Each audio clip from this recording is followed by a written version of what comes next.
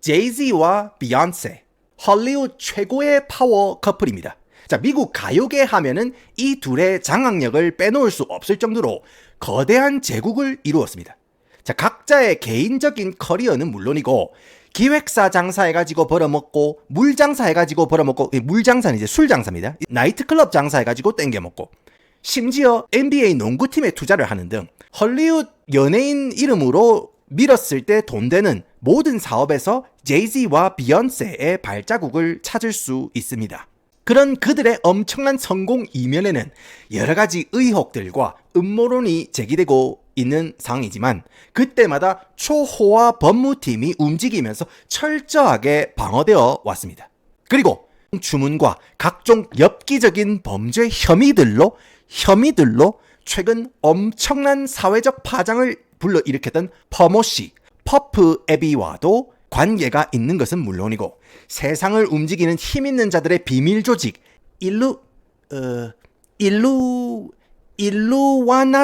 일루와나티라고 하겠습니다. 왜냐하면 이게 심의에 걸리기 때문에 제 목숨은 소중하니까요. 일루와나티와도 연관이 있었다는 썰들은 이미 미국 누리꾼들 사이에서 유명한 이야기입니다.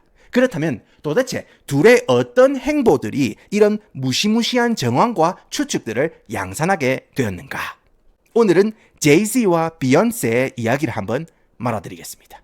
지금부터 제가 전해드리는 이야기는 미국 누리꾼들의 의견과 여러 정황들을 전달해드린다는 점, deliver입니다. 그리고 여러분의 이해를 돕기 위해서 일부 각색된 부분이 있다는 점 분명히 말씀드립니다. 여러분들이 비욘세와 제이지가 어떤 양반들인지는 어느 정도 살짝은 이게 찍먹 정도는 되어 있다는 전제하에서 오늘 이야기를 닦아드리겠습니다. 그러니까 비욘세 호구조사, 제이지 호구조사 이런 거는 오늘 안 하고 그냥 막 음모론이랑 그리고 이 양반들이 가지고 있는 어떤 정황들 있죠? 그런 거 위주로 제가 집중적으로 닦아드리겠습니다.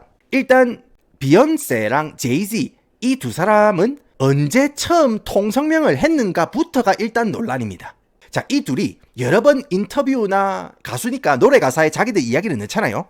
노래 가사로 자기네들이 언제 처음 만났고 언제부터 본격적인 꽁냥꽁냥을 시작했는가에 대한 이야기를 여러 번 걸쳐서 이야기를 했습니다. 그런데 인터뷰 때마다 이야기가 다 다릅니다. 자, 2008년에 비욘세가 한 잡지사 인터뷰에서 자기가 처음 제이지를 만난 게 2000년도 자기가 18살쯤이었고 그때는 아무런 교감이 없다가 본격적인 꽁냥꽁냥은 성인이 된 19살 때부터 시작했다고 그렇게 밝혔습니다.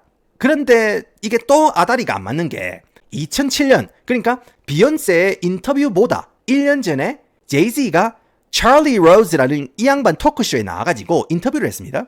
근데 이때 제이지가 비욘세를 10년 전부터 알았다고 이빨을 틀었다는 거죠.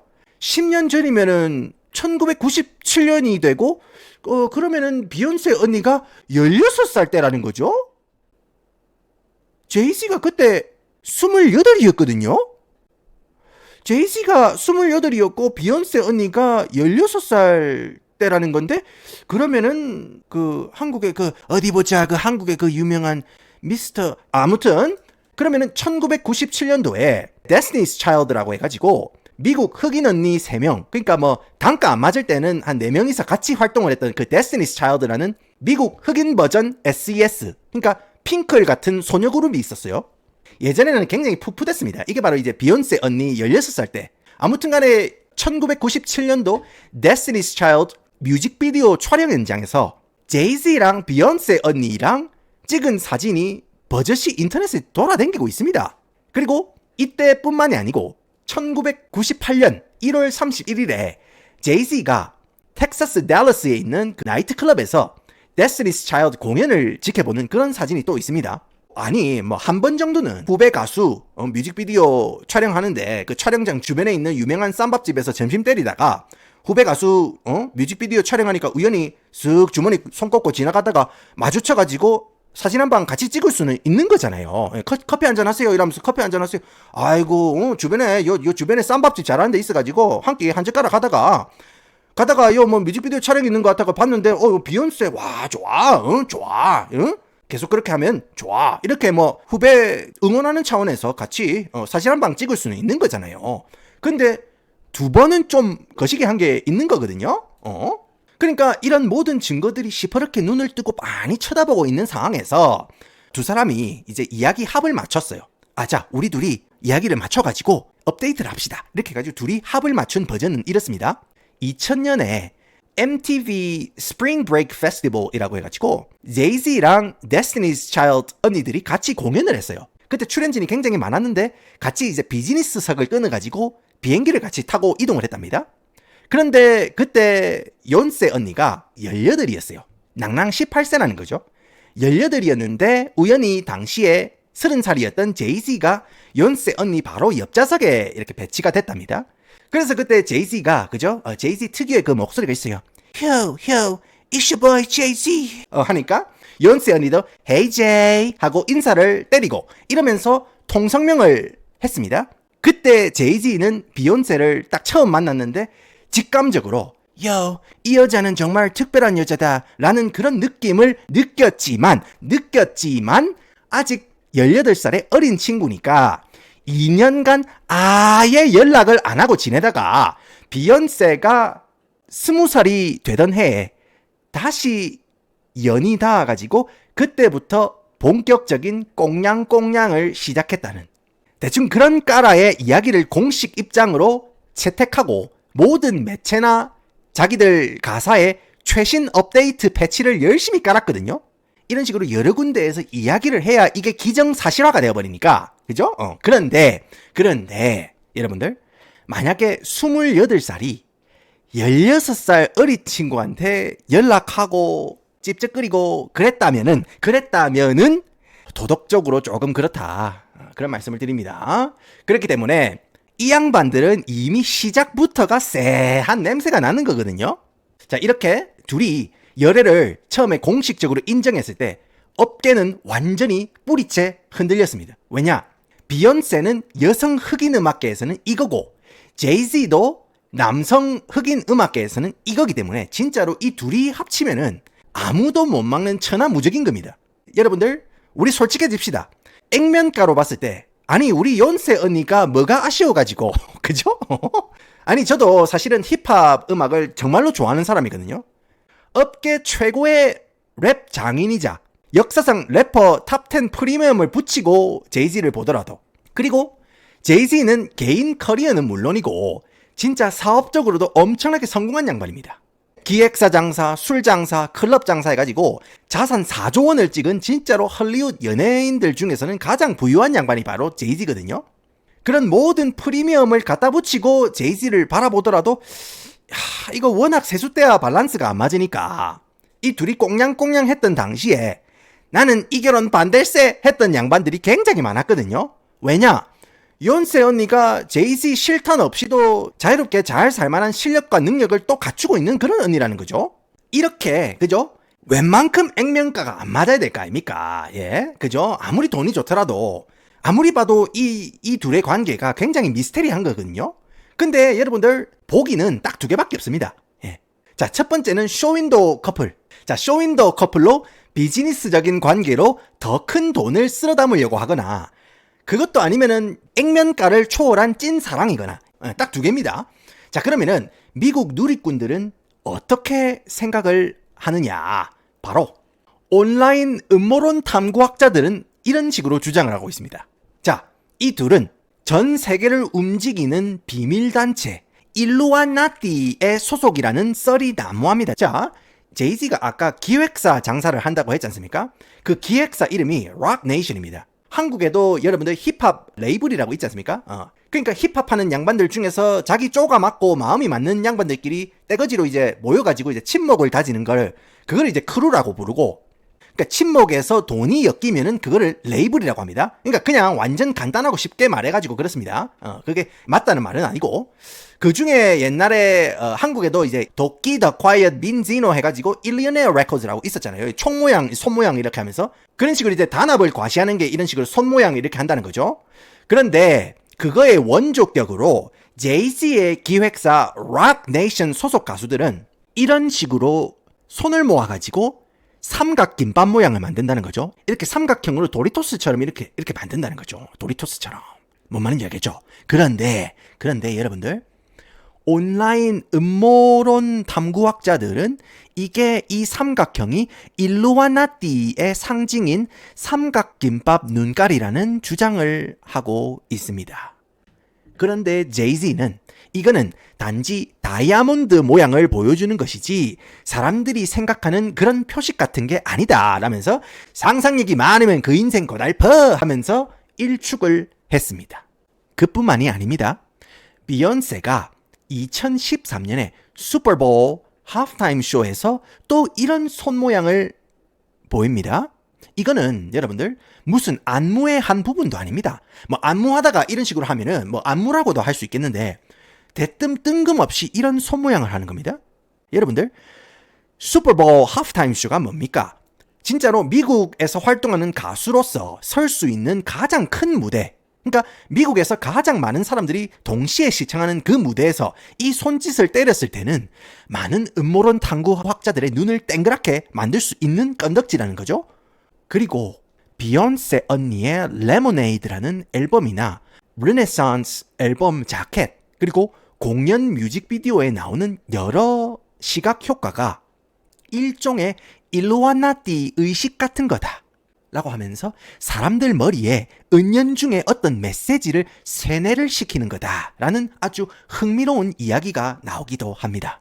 또 이런 의심에 불을 지핀 사건이 또 발생합니다. 여러분들 아셔야 될 게 일루와나티 그룹에 속하면요, 여기는 전 세계 힘 있는 양반들로 구성된 그런 단체니까 세계 최고의 권력 아닙니까? 그래서 뭔가 이 구성원들 중에 어떤 사람이 사고를 치거나 아니면은 법적으로 약간 껄끄러운 일이 생기면은 서로 빠져나갈 수 있게 뒤를 봐준다는 그런 추측도 있거든요. 그 예로 2025년에 제이지가 성폭 혐의로 소송을 당합니다. 그런데 언론에서 아무도 언급을 안 하고 진짜 쥐도 새도 모르게 재판이 짬처리가 되거든요. 여러분들, 제이지 같은 이런 거물급 인사가 떨어지는 낙엽 하나에 만약에 상처가 났다고 해도 대서특필이 되는데 이 양반이 법정 소송 싸움을 하는데 아무도 언급을 안 한다? 이건 뭔가 구리다는 거죠. 이런 모든 구린내난 정황들이나 루머에 대해서 비욘세랑 제이지는 흑인들이 성공하는 꼴 못 보는 질투심을 느끼는 세력들이 만들어낸 터무니없는 낭설이라고 일축을 해왔습니다. 아무튼 이 양반들을 둘러싼 여러 가지 정황들, 흑백도 아니고 회색지대에 애매하게 걸쳐 있으니까 사람들은 계속해서 이 둘이 어둠의 세력과 담합해서 연예계와 연예계 사업 전반을 지배하고 있다라고 주장을 하는 겁니다. 예. 그러니까 참 황당하기도 한 그런 이야기지만은 지금까지는 제가 주로 온라인에서 활동하고 있는 음모론 탐구학자들, 그 양반들의 주장을 들려드렸지만은 지금부터는 유명인들의 사례를 제가 말씀을 드려보겠습니다. 여러분들, 카니에 웨스트 아시죠? 얼마 전에 한국에도 내한 공연 와가지고 시원하게 놀다 간 카니에 웨스트죠. 많은 분들이 이 양반을 그냥 킴 카르다시안의 전 남편 정도로 아는 분들이 많지만은 사실 이 양반은 미국 흑인 음악 프로듀서 올타임 넘버 5에는 무조건 들어가고 래퍼로서도 올타임 최소한 20위 안에는 꼬박꼬박 꼽아주는 그냥 음악의 신이었습니다. 예. 그리고 사업으로도 굉장히 잘 나가가지고 헐리우드에서 가장 큰 성공을 이룬 음악가이자 사업가가 바로 카니에 웨스트입니다. 그런데 이 양반이 말과 여과장치 필터가 없는 양반입니다. 그냥 필터 없이 자기 생각을 이제 마구잡이로 틀어내는 그런 양반이란 말이죠. 아무튼 이 양반이 한때는 제이씨랑 과메기에 막걸리 한 잔 같이 때리는 그런 호형호재의 막역한 관계였다는 거죠. 같이 앨범 작업도 활발하게 하고 음반도 같이 내면서 시원하게 돈도 같이 땡기는 그런 사이였습니다. 아니 그런데 이렇게 호형호재하던 이 막역한 양반들인데 2014년에 카니에가 킴 카르다시안 가문하고 이제 꽁냥꽁냥이 돼가지고 장가를 갔어요. 근데 제이씨가 카니에 결혼식에 불참을 했습니다. 그러니까 뭐 한번 갔다 온 것도 아니고 그 당시에 제가 알기로는 카니에가 초혼이었다는 걸로 알고 있거든요. 비즈니스적인 게 아니고 진짜로 진지한 결혼이었다는 거죠. 그런데도 제이지가 결혼식에 불참을 했네?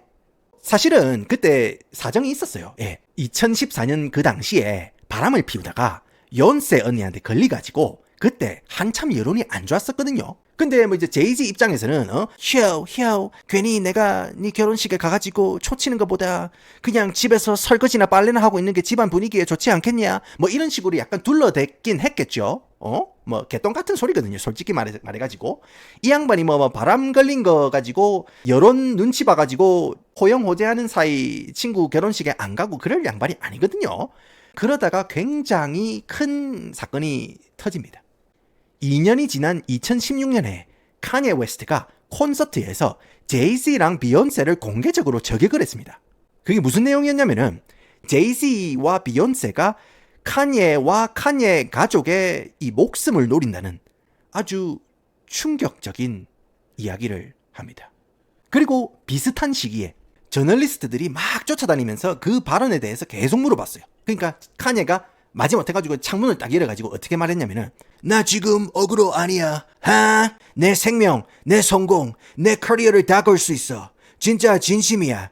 제이지 형, 나 죽이려고 사람들 그만 보내고 직접 전화 좀 줘. 그냥 남자 대 남자로 직접 이야기해줘. 자, 이런 식으로 제이지가 수행원들을 보내서 자기와 자기 가족들을 깍두기 담그려 한다는 아주 살벌한 이야기를 합니다.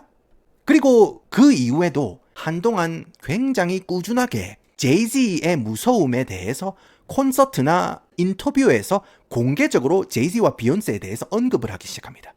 물론 카니에 이 양반이 정신적으로 굉장히 불안정한 양반이고 이 이야기가 신빙성이 있을지 없을지는 제가 잘 모르겠습니다만 이런 이야기가 굉장히 많습니다. 그래서 이 양반 말은 곧이곧대로 믿을 수는 없지만 지금부터 제가 말씀드리는 루머를 들으시면은 어느 정도 카니에 웨스트가 왜 이런 이야기를 하는지 어느 정도 맥락이 이제 이해가 가실 겁니다. 상당히 많은 사람들이 제이지도 제이지지만 제이지 와이프 비욘세가 음악 전반적으로 음악 산업을 장악하고 통제하고 있다고 믿고 있습니다. 자, 이거에 이야기 앞서가지고 제가 배경 지식으로 잠깐 제가 말아드릴게요. 자, 미국에는 극성 팬덤 두 갈래의 큰 줄기가 있습니다. 백인들은 테일러 스위프트, 흑인들은 비욘세라고 볼 수 있습니다. 진짜로 테일러 스위프트 극성 팬들은 자신들을 스위프티라고 부르면서 테일러 스위프트를 비판하거나 개인적으로 수가 틀려가지고 사이가 틀어진 동료 연예인들이나 전남친들, 그런 사람들한테 벌떼같이 몰려들어가지고 갈구는 걸로 굉장히 유명합니다. 테일러 스위프트 좋아하는 거는 뭐라 합니까?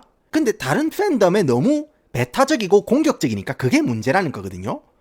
그거의 이제 흑인 버전이 뭐냐면은 바로 비욘세 팬들입니다. 비욘세를 퀸 비라고 부르거든요. 그러니까 비욘세가 여러분들 흑인 사회 최고의 아웃풋 아닙니까? 진짜로 존경하고 선망하는 대상 아닙니까? 그렇다 보니까 흑인 사회, 특히 흑인 여자들 사회에서는 모든 차별을 넘어가지고 사회 최상계층까지 찍은 자신들의 정체성 그 자체라는 말입니다. 그러니까 신적인 존재거든요. 그렇다 보니까 비욘세가 뭔 짓을 하든 간에 감싸움을 받을 수밖에 없는 겁니다. 그러니까 오랫동안 이제 보호를 받아온 게 바로 비욘세입니다. 그러다 보니까 비욘세를 욕하는 거는 곧 그 사회 전반적으로 다 욕을 하는 거라는 그런 어떤 프레임이 있기 때문에 비욘세는 웬만한 나쁜 짓거리로는 흠집도 안 나는 그런 굉장한 신성한 존재라는 겁니다. 그리고 연세 언니 남편이 또 제이지잖아요. 할리우드에서 가장 강력한 힘을 가진 남자의 나이도 훨씬 많다? 근데 액면가도 안 맞는데 비욘세가 결혼을 했다? 그리고 또 제이지는 바람도 여러 번 피우다가 걸렸거든요. 그렇기 때문에 비욘세는 항상 태평양 같은 이해심을 가진 선녀 이미지, 그리고 진짜 엄청난 재능과 능력을 가지고 있지만 가족을 위해서 헌신하는 엄마의 이미지가 있거든요. 그래서 비욘세는 미국 사회에서 감히 건드릴 수 없는 존재입니다. 이제 범접할 수 없는 존재예요. 그런데 이런 비욘세에게도 약간 찜찜한 구석이 있다고 주장하는 사람들도 있습니다. 이거는 제 주장이 아닙니다, 여러분들. 제 주장이 아니고 이런 주장이 있고 제가 deliver 한다는 겁니다. deliver, 오케이? 비욘세에 대해서 사람들이 어떻게 생각하느냐? 비욘세가 음악 산업을 전반적으로 장악하고 통제한다는 그 이야기입니다. 아니 달시야, 니 웃기네. 어? 비욘세가 음악 산업을 장악하고 통제를 하면은 왜 30개가 넘는 그래미 상을 수상하고도 가장 중요한 부분인 올해 앨범 상은 한 번도 수상을 못했다는 거냐? 어그로가 심하네? 하시겠습니다. 미국에도 가요대상 이런 게 있잖아요. 그런데 가장 알아주는 상이 뭐냐면 뭐니 해도 올해 앨범상입니다. 그런데 비욘세가 올해 앨범상을 못 받은 거는 사람들이 비욘세가 그런 단체에 속하지 않았다라는 것을 알리기 위한 연막탄이다. 그렇게 이야기를 하고 있는 게 이제 미국 사회에 이제 깔려있는 그런 생각들입니다. 그 근거가 뭐냐면은 역대 올해 앨범상 수상자들이 단상에 올라가가지고 수상 소감을 할 때 항상 비욘세한테 미안함과 감사의 표시를 합니다. 아델 언니도 단상에 올라가가지고 I'm so happy that I got this award but I'm so sorry Beyonce 이러면서 그죠? 비욘세한테 내가 이번에 이 상을 받아서 너무 미안하다 이런 식으로 비욘세한테 유감의 어떤 표현을 하고 샤부지라고 이 양반이 흑인인데 백인들의 전유물이라고 생각했던 컨츄리 음악으로 굉장히 큰 상을 땄어요. Shout out to Beyonce 이러면서 비욘세에게 감사의 표시를 하고 리조 언니라고 있어요. 리조 언니. 이 언니도 이제 바디 포지티브라고 해가지고 니 좋을 대로 묻고 그냥 나 자신을 사랑하세요. 이렇게 해가지고 굉장히 센세이셔널한 어떤 그 바디 포지티브 운동에 힘입어가지고 이 언니가 굉장히 떴거든요. 그래서 이 언니도 수상할 때 비욘세 I'm so sorry I got this award 하면서 그죠? 비욘세에게 또 유감의 표현을 하고 예? 그 상을 뭐 비욘세한테 맡아놨습니까? 지가 잘나가지고 지가 열심히 해가지고 상을 받는 거 아닙니까? 왜 비욘세한테 미안해야 됩니까? 뭐 비욘세 극성 팬들이 무서워서 그런 걸 수 있겠지만은 그렇게 사람들이 미안해하니까 이것도 의심을 받을 수밖에 없는 거거든요. 그리고 여러분들 큰 거 왔습니다. 좋아요 한 방 눌러주십시오. 이거는 모르는 분들 정말 많을 겁니다. 또 한 가지 이론이 바로 이 가수 알리아의 죽음입니다. 비욘세가 원래 아이돌 그룹 출신이라고 제가 말씀드렸지 않습니까? 비욘세가 Destiny's Child로 활동할 때 그룹 활동을 할 때 원래 그 당시에 솔로 여가수 중에 알리아 언니라고 있었어요. 알리아. 진짜 이 언니는 연기도 꽤 잘하고 패션 쪽에서도 굉장히 알아주고 진짜로 앞날이 장창했던 언니입니다. 진짜로 이 언니는 이제 흑인 가요계 쪽에서는 이제 원탑으로 올라가는 그런 언니였거든요. 그런데 말입니다. 2001년에 알리아가 바하마에서 뮤직비디오를 촬영하고 전용기를 타고 플로리다로 건너오고 있었어요. 그런데 전용기가 무게 초과로 추락을 하면서 비행기에 타고 있던 모든 사람이 사망하는 충격적인 사건이 일어납니다. 알리아가 돌연 세상을 떠나니까 R&B 공주 타이틀이 공석이 되어버립니다. 그리고 그때 치고 들어온 사람이 바로 누구다? 비욘세다.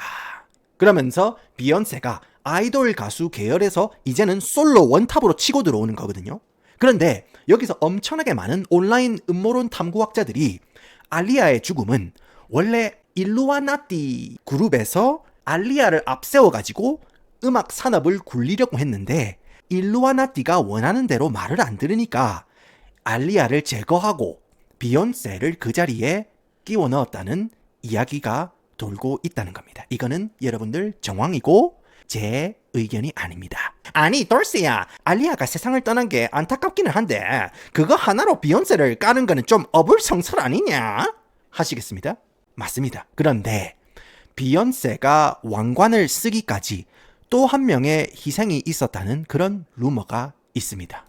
바로 그룹 TLC의 Left Eye라는 언니가 있었어요.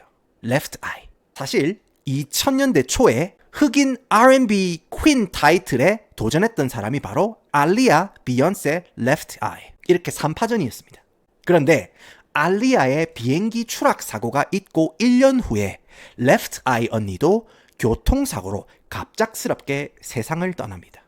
이 모든 일이 제이지와 비욘세가 공개적으로 교제를 시작한 2001년도 이후에 일어난 일입니다. 바로 직후에 일어난 일입니다. 이렇게 제이지의 영향력과 이제는 모든 경쟁자를 제끼고 새롭게 R&B 퀸으로 등극한 비욘세까지 이렇게 두 명이 합쳐지면은 가요계 패권을 줄 모든 조건이 마련이 되는 겁니다.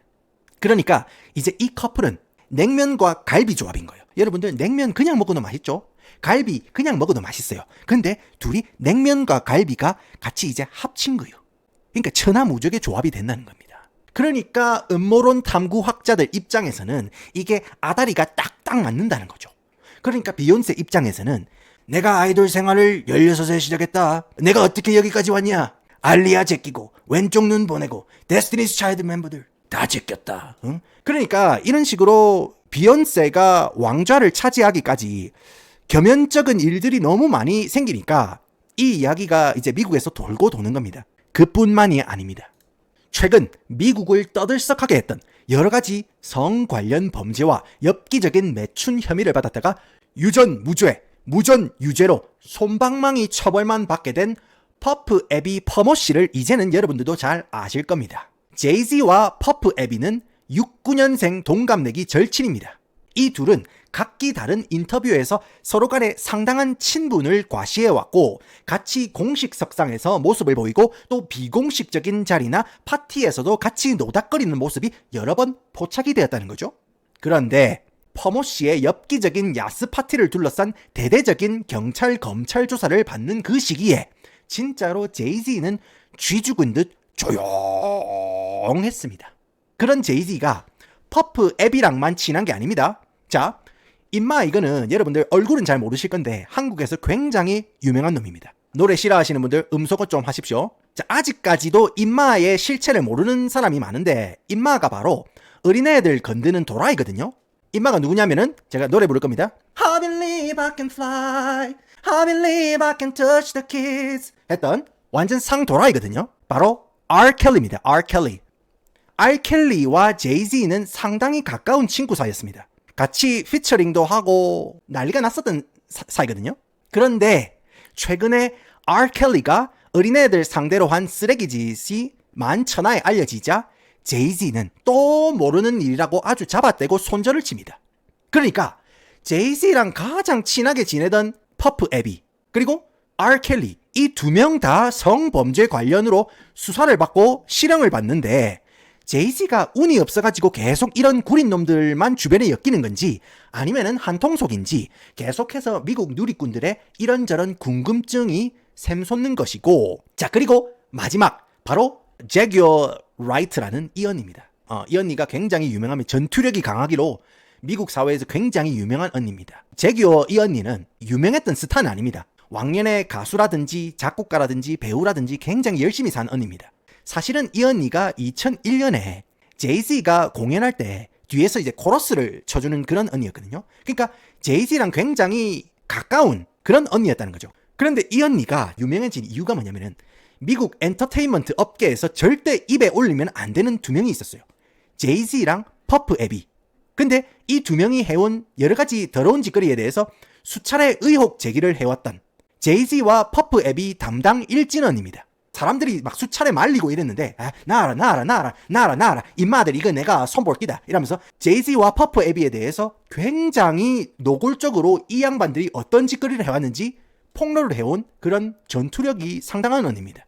그러니까 저는 아직도 이 언니가 금융치료를 아주 심각하게 맞거나 아니면은 살자 당하지 않고 살아있는 게 대단할 정도로 정말 여러 인터뷰를 통해서 충격적인 내용들을 많이 폭로해왔습니다. 자, 이 언니가 주장했던 게 뭐냐?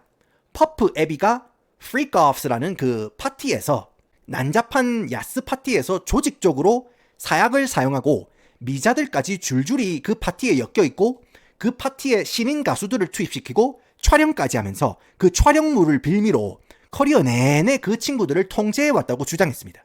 진짜로 파격적인 거죠. 그리고 소속사 가수들 수익 분배도 안 해주고 착취하고 여자친구들을 파티에 투입시켜서 노리게 취급했다는 것 또한 주장해왔습니다. 이 언니가 처음 그 이야기를 했을 때 사람들은 아무도 안 믿었어요. 그러니까 이 언니가 돈 떨어졌으니까 어그로 제대로 끌려고 그렇게 하는갑다 하고 무시했는데 여러분 어떤 일이 났습니까? 검찰이 퍼프 애비 사건 센터를 까니까 어라? 이 언니가 주장해왔던 게 부분적으로라도 맞는 겁니다. 그래서 사람들이 이제 제규어 언니가 주장해온 이야기들에 귀를 기울이게 되는데 이 언니가 제이지에 대해서도 이런 주장을 했습니다. 제이지가 퍼프 애비랑 절친이고 퍼프 애비가 벌리는 그런 난잡한 파티에 대해서 전부 다 알고 있는데 이거를 모르는 척하고 있다고 말했습니다. 또 제이지가 항상 업계에서 이제 막 치고 올라오는 그런 자신의 입지를 위협하는 가수들을 뒤에서 담가왔다고 주장합니다. 그 예가 바로 투팍, 비기, 알리아 그리고 아까도 제가 말씀드렸던 카니에 웨스트도 깍두기 담그기 재료로 사용될 뻔했다고 지속적으로 주장해온 게 바로 제규어 라이트 언니입니다. 그런 여러 가지 주장을 하고 있지만은 여러분들 다시 말씀드리지만은 정확한 증거는 없기 때문에 이 언니가 얼마나 믿을 만한 소스인지 믿을 만한 내용인지는 알 수 없습니다. 하지만 계속해서 그런 주장들과 연관된 법적 공방이 퍼프 에비와 제이지에게 계속해서 일어나고 있고 업계에서 굉장히 오랫동안 몸담고 온 사람들이 계속해서 그런 식으로 주장을 하고 있기 때문에 누리꾼들은 재규어 언니의 말에 귀를 기울일 수밖에 없는 겁니다. 이렇게 현재 제이지와 비욘세를 둘러싸고 엄청난 의혹과 루머가 난무하고 있습니다. 과연 이런 모든 의혹은 제이지와 비욘세가 이룬 엄청난 성공을 질투하는 사람들이 만들어낸 허무맹랑한 루머에 불과할까? 아니면 실제로 제이지와 비욘세는 악마와의 거래를 하고 실제 엄청난 권력을 손에 쥔 세력일까? 또 그들 주변의 많은 사람들이 가장 찬란하게 빛나던 시기에 세상을 떠난 것은 모두 우연이었을까? 여러분들은 제이지와 비욘세 커플에 대해서 어떻게 생각하시는지 댓글로 여러분의 의견을 남겨주시고 오늘도 함께해 주셔서 감사합니다.